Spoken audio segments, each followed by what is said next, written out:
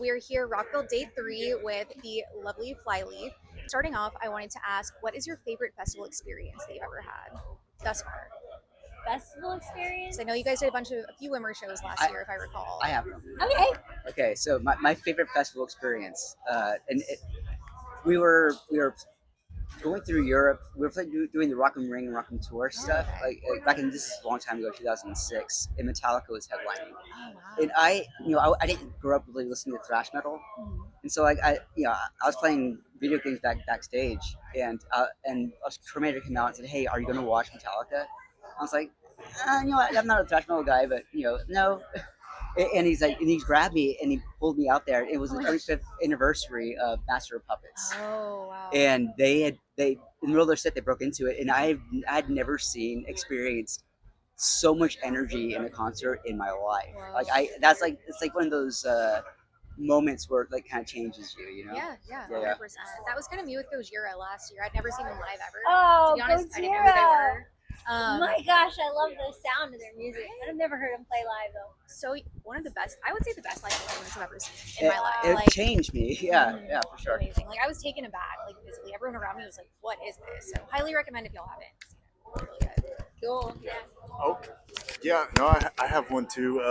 It was when Rage got back together, Oh, and that was that was Download Fest. yeah, it was Download. I forget which year, but like being able to watch Rage from side stage, like being one of my favorite bands, like and Deftones were there. Like it was like all my favorite bands, and they were all there that day. And I was backstage with them. I was like, this is crazy. It's crazy. Yeah. Surreal experience. Also, yeah.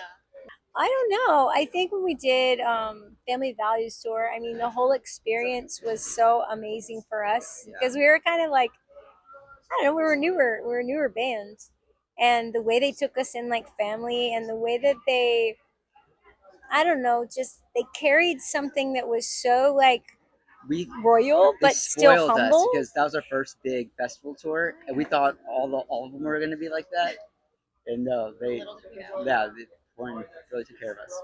Yeah, and they were so like royal in this kind of like knew they were rock stars kind of way, but they were also humble and simple in a like meet you where you are kind of way, which was sort of profound to me, because like they seem untouchable, but they're also like really relatable, which I thought was really a good lesson for me. It's like, I don't know what this is like. We were just like, our first name was Passerby instead of Flyleaf. And so the whole ethos of our band is like, we're just like anybody else, with a story like you.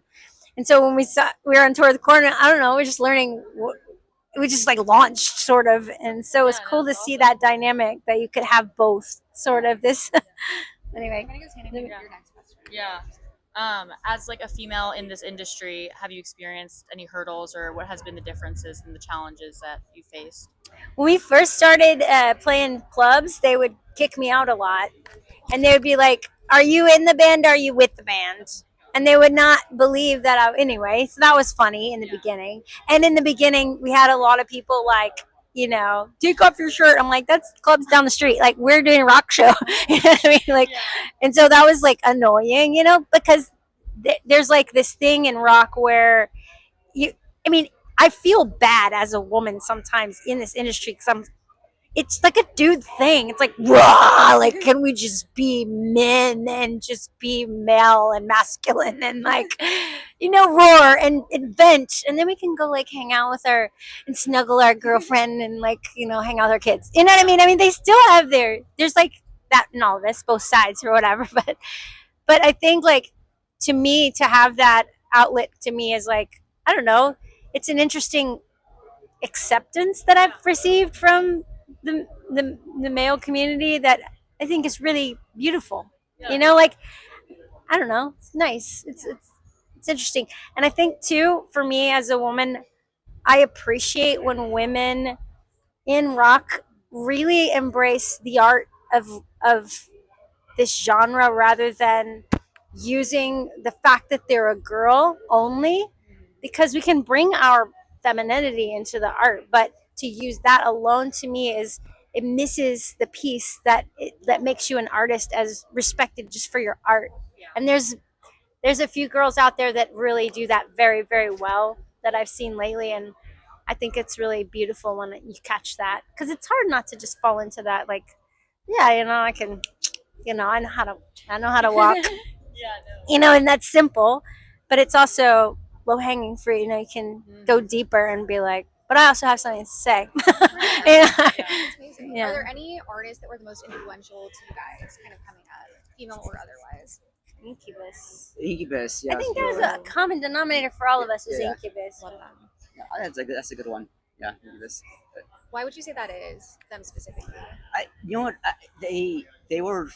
I think it was what Lacey was talking about, where it is super aggressive. But at the same time, there's so much sensitivity and like so much. Yeah, it was. They're like like that these feminine tones in there that really balanced it out, and the music was alive. It felt alive for me. Anyway. Yeah. It's all the way around. Yeah. It's a good choice. Yeah, I think that band, the way that Brandon Boyd opens his voice, like was something I learned from listening to Incubus. I learned to like project in a way that I didn't know you could do before. I was like, look, I just wow, look, like you can do this, and so it helped me. And then the melodies, because Samir and Jared, I'm talking for you guys, talk for yourselves, but there's a band called Greatness and Tragedy, Local band from where we are, and they're great.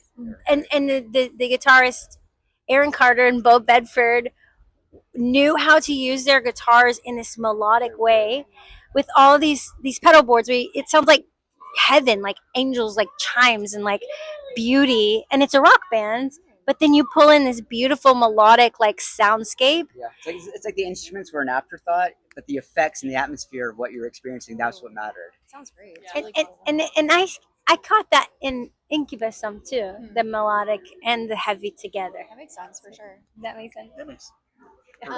Fantasy band draft, you guys. You're going to build a fantasy band using musicians from any other band to build a band custom. All right, I'll pick one. You guys pick one. Jim Root.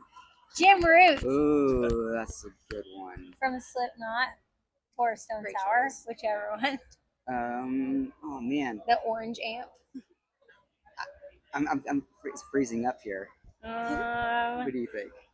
I would say Omar Rodriguez Lopez who's that? from the March Volta and At the Drive-In.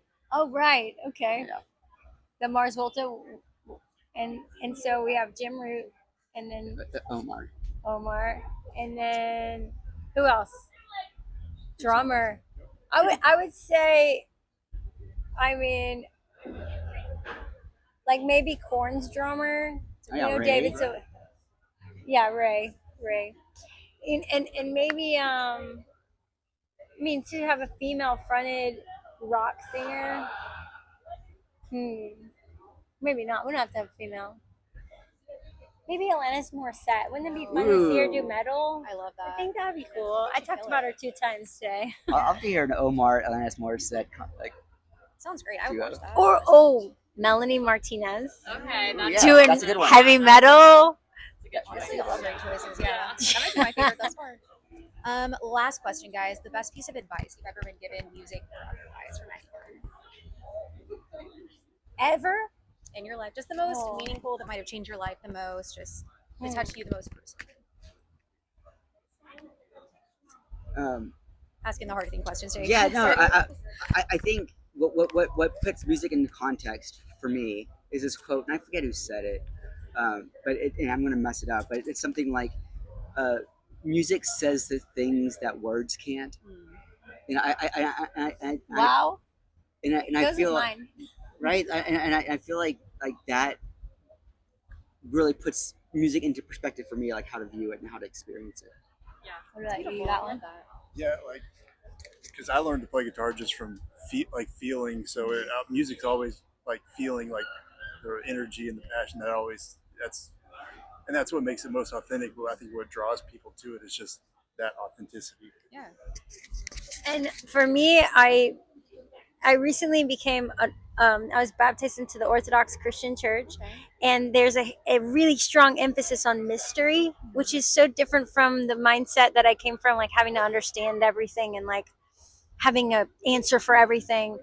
but the mystery, like it reminds me of what Samir was saying, is like it's beyond words. Like that the interaction that we have with one another and your relationship with God, it's like there's something that's beyond words. I can say I love my kid or my husband, but saying that really is almost like cheapens even the experience of getting the relationship. So like there's this scripture that I would say I've been hanging on to, and it's from Psalms 131, and it's like it says, if I had exalted myself beyond what I could know, I would have sinned. And so I've quieted my soul like a weaned child at my mother's chest, like where I'm just at peace with things as they are. It's like, I mean, I just think like for me, I need that. Like I need to just rest and trust and be present and like embrace the mystery and not have to understand everything or have an answer for everything. And that's like reminds me of what like music says what words can't say. Like that's why music has been so important to me in this season, and art and poetry, where it's like I'm not explaining everything with words, but I'm understanding something about being acceptance. And anyway. No, that's a great answer. Thank you guys so much. And thank you for coming on today. Really Yeah. appreciate you guys being Thank you here. for having us. Thank you, Carly. And thank you guys for watching. We will see you in the next one. Bye.